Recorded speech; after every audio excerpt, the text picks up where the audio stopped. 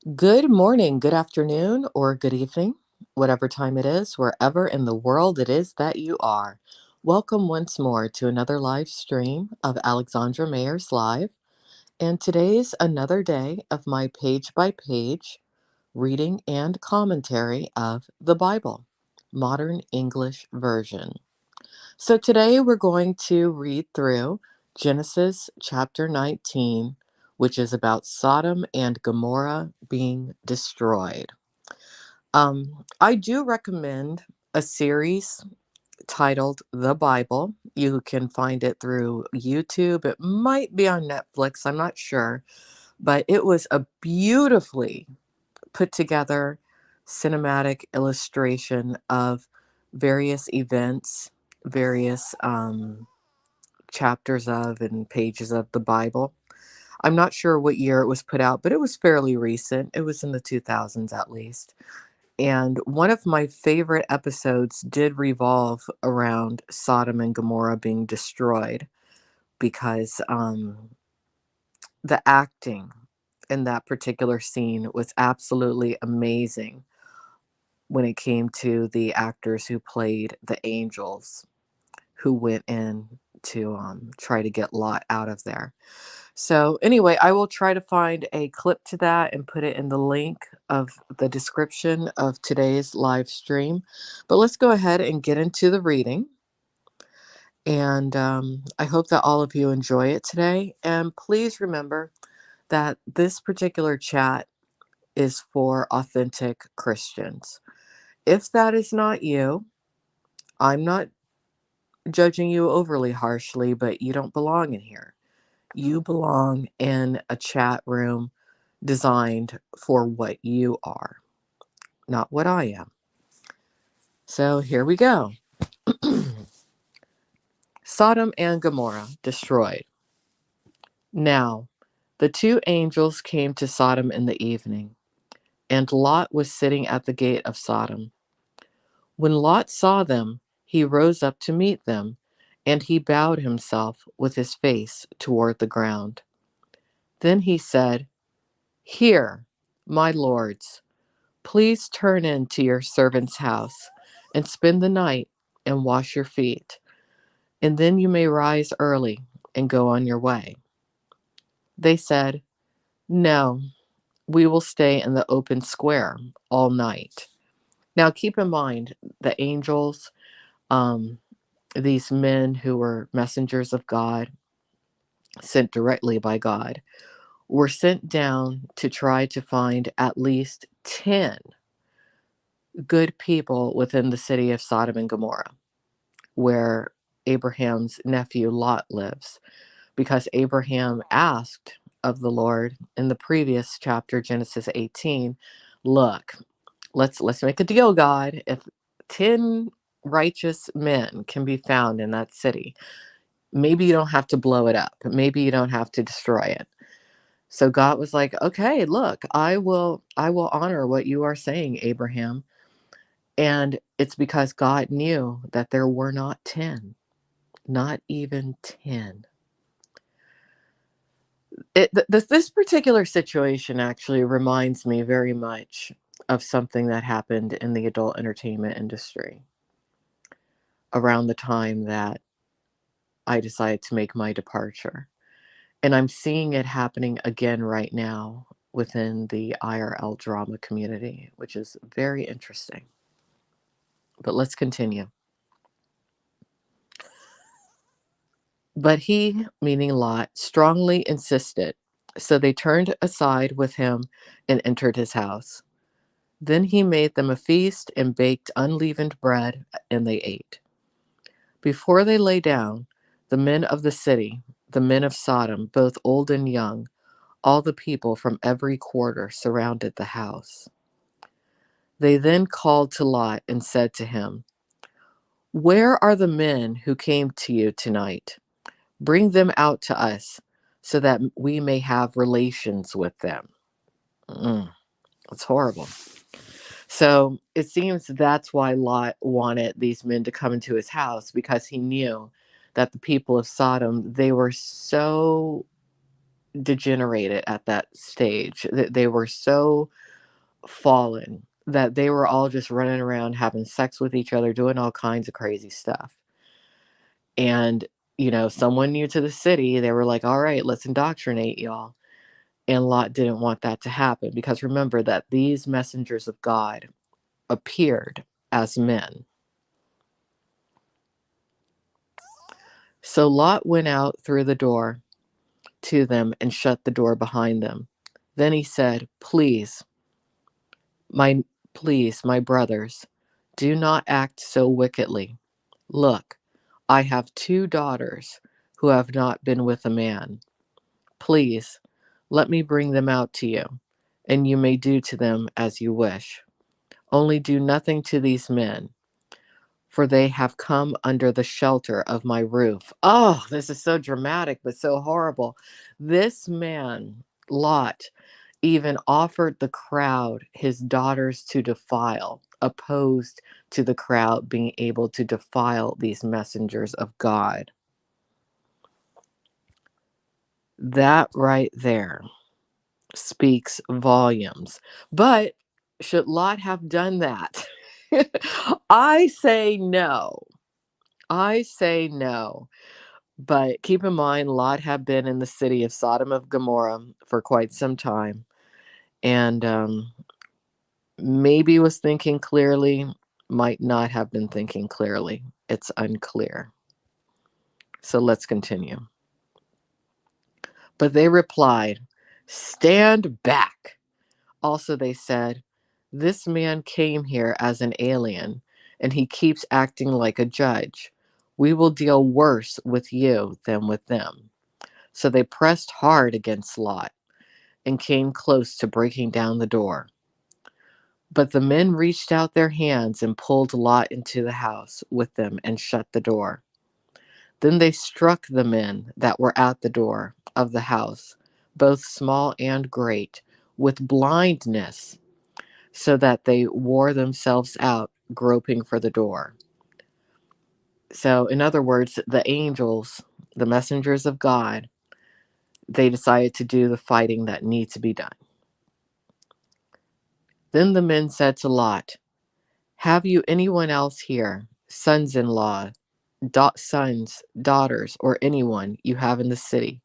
Take them out of this place, for we are about to destroy this place, because the outcry against its people has grown great before the presence of the Lord, and the Lord has sent us to destroy it." So Lot went out and spoke to his sons-in-law, who had married his daughters, and said, "Get up, get out of this place, for the Lord will destroy this city." But to his sons-in-law, he seemed to be joking. Of course, they didn't listen to Lot. They never do. They never do, which is tragic. But that's why I guess they had to die.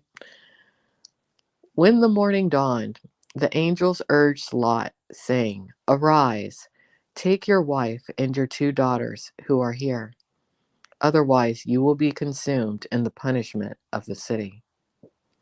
And while he lingered, the men took hold of his and his wife's hands, along with the hands of his 2 daughters, the Lord being merciful to him, and brought him out and set him outside the city. When they had brought them out, one of them said, "Escape for your lives. Do not look behind you or stay anywhere in the plain. Escape to the mountain, lest you be destroyed." Then Lot said to them, "Please, no, my lords. Your servant has found grace in your eyes, and you have shown your mercy, which you have shown to me by saving my life. However, I cannot escape to the mountain. Otherwise, some evil will overtake me, and I will die. Look, this city is close enough to flee to, and it is a little one. Please, let me escape there. Is it not a little one? And my life will be saved." He said to them, he said to him, "I have granted your request in this matter also. I will not overthrow this city of which you have spoken. Hurry, escape there, for I cannot do anything until you arrive there." Therefore, the name of the city was called Zoar. The sun had risen over the land when Lot entered Zoar. Then the Lord rained brimstone and fire on Sodom and Gomorrah. It was from the Lord out of heaven. So he overthrew those cities, all the valley, all the inhabitants of the cities, and what grew on the ground. But his wife behind him looked back, and she became a pillar of salt. I do wonder if she looked back or if she ran back. That interpretation of the Bible is questionable because when you think about it, okay, God rained down brimstone, something really hot upon the city. Brimstone and fire. Sounds kind of like some sort of a nuclear bomb, right? And maybe she was turned to some form of ash, aka salt. Ash and salt are not the same thing, but various levels of heat do they can disintegrate matter to where only you have some sort of powdery substance left.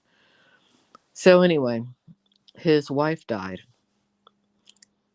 So now Abraham got up early in the morning and went to the place where he stood before the Lord.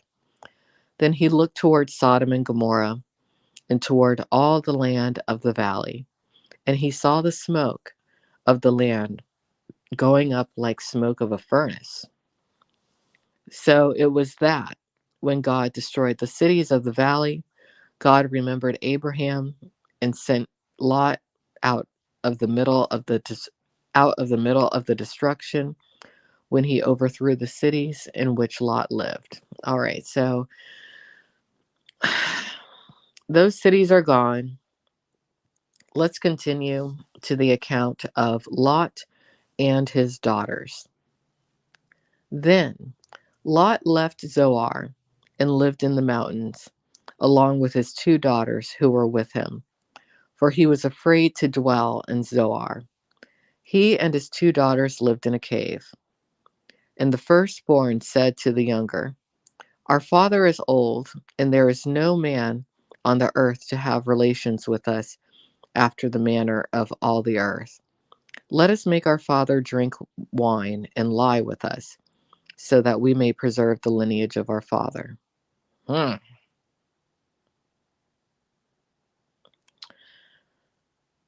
Hmm. Yet another reason to stay away from alcohol, in my opinion. So they made their father drink wine, and that night, and the firstborn went in and had relations with her father. He did not know when she lay down or when she arose. On the next day, the firstborn said to the younger, "Indeed, last night I had relations with my father. Let us make him drink wine tonight also, so that you may go in and have relations with him, so that we may preserve the lineage of our father." So they made their father drink wine that night also. Then the younger arose and lay down with him, and he did not know when she lay down or when she arose. Therefore both the daughters of Lot were pregnant by their father. The firstborn bore a son and called his name Moab. He is the father of the Moabites to this day. The younger also gave birth to a son and called his name Ben-Ami. He is the father of the Ammonites to this day. Oh, so it gets into a bit of incest in the Bible there. Yes, it does. Yes, it does.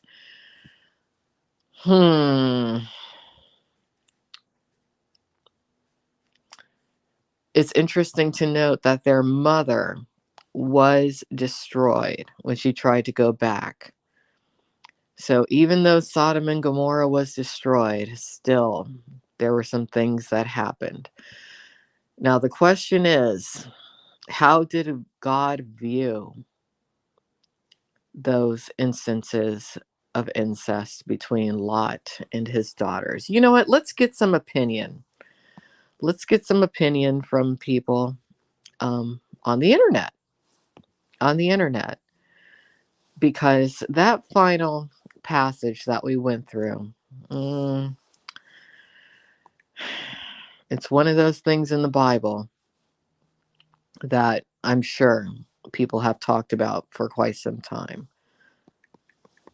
Let's Google some things.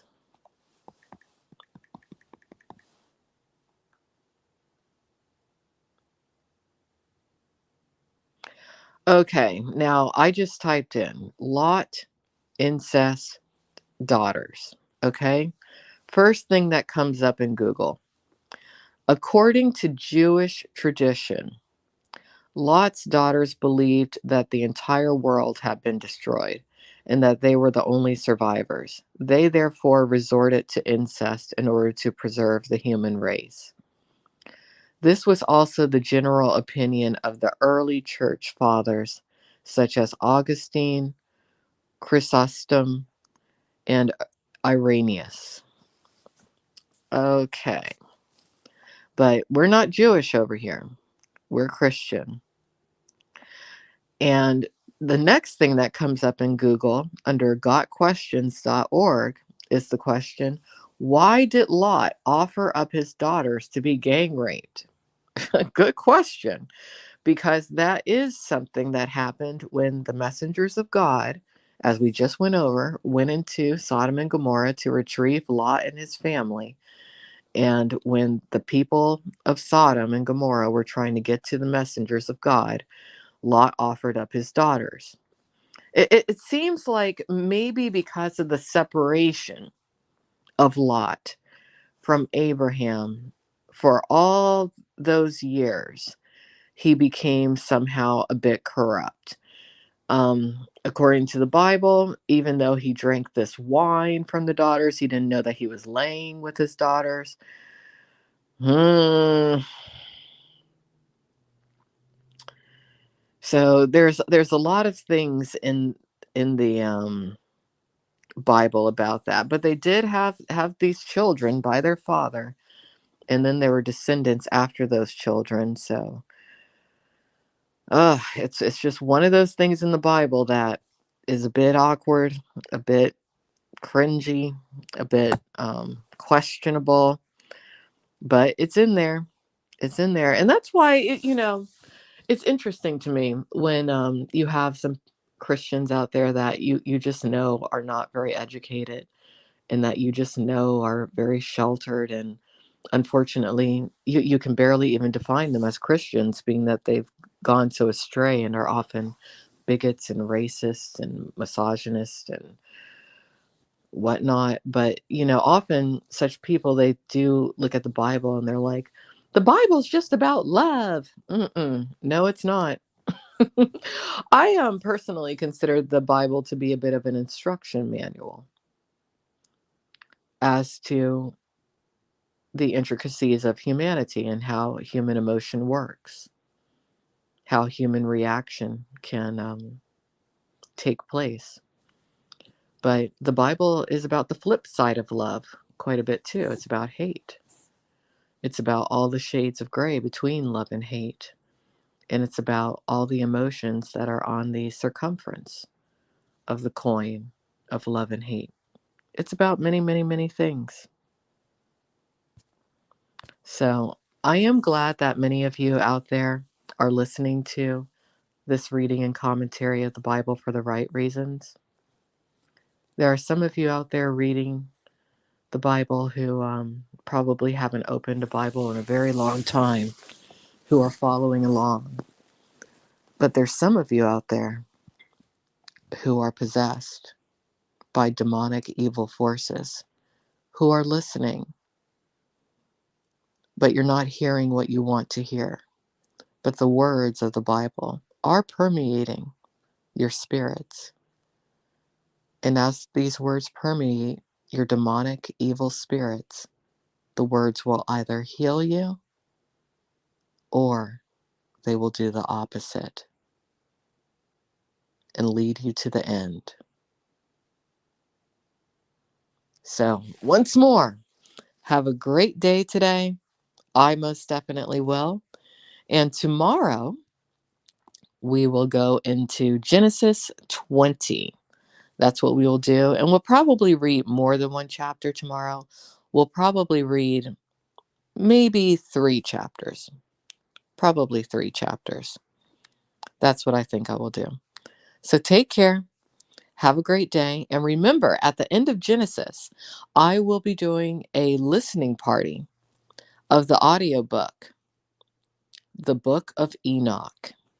And we'll be doing a commentary on that. And it will probably take all day, but it will be worth it because there are so many things in the Book of Enoch that are directly linked to many events within Genesis that I just feel like it would be such a treat for many of you.